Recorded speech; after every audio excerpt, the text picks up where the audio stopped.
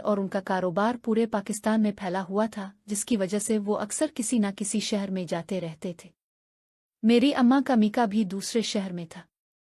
एक बार ऐसा हुआ कि अब्बाजान को अपने कारोबार के लिए दूसरे शहर जाना था। इसी शहर में अम्मा का मीका भी था। अब्बाजान अम्मा को भी साथ ले गए ताकि वो अपने वालिदैन और भाइयों से मुलाकात कर ले। अम्मा अब्बा का ये दौरा तकरीबन 1 हफ्ते का था। मुझसे भी पूछा गया, मगर अगले दिन यूनिवर्सिटी में मेरा टेस्ट था तो मैंने कहा आप लोग जाएं, मैं आप लोगों के पीछे आ जाता हूं।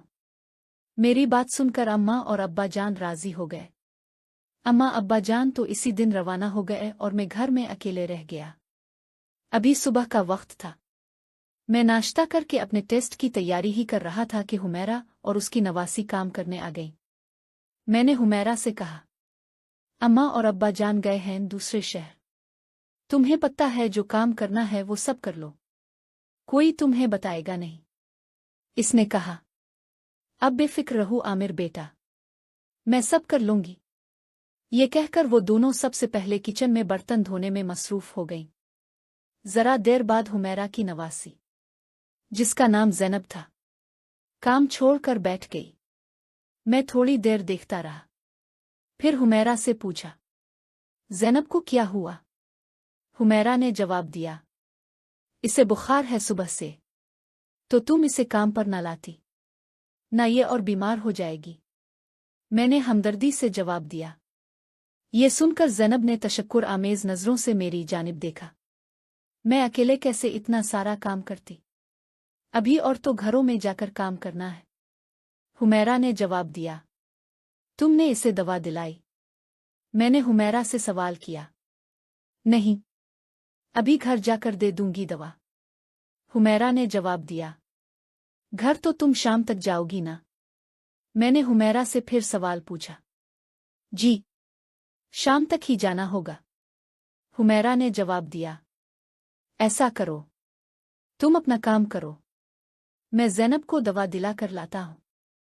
मैंने हुमैरा से कहा, रहने दो आमिर साहब, अब तकलीफ ना करें। हुमैरा ने मना करने के अंदाज में कहा, तकलीफ कैसी? तुम लोग इतनी खिदमत करती हो, हमारे सारे घर का काम करती हो, ये तो तुम्हारा हक बनता है। बस तुम अपना काम करो, मैं अभी इसे दवा दिला कर लाता हूं। ये कहकर मैंने ज़ैनब से कहा, चुल्लू, ऐसा ना हो क्लिनिक बंद हो जाए। ज़ैनब ने हुमैरा की जानिब देखा। हुमैरा ने हाँ में सर हिलाया और ज़ैनब मेरे साथ चली गई।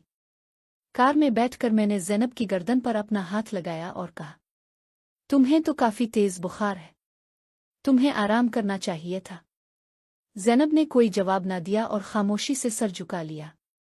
खैर, जरा देर बाद हम दवा लेकर वापस आ चुके थे। मैंने हुमैरा से कहा, डॉक्टर ने इसे मुकम्मल आराम करने को कहा है, तुम इसे घर छोड़कर फिर जाना अपने दूसरे काम पर। साहिब, घर कैसे छोड़ सकती हो? वो तो काफी दूर है, इसे हिम्मत करके जाना होगा मेरे साथ।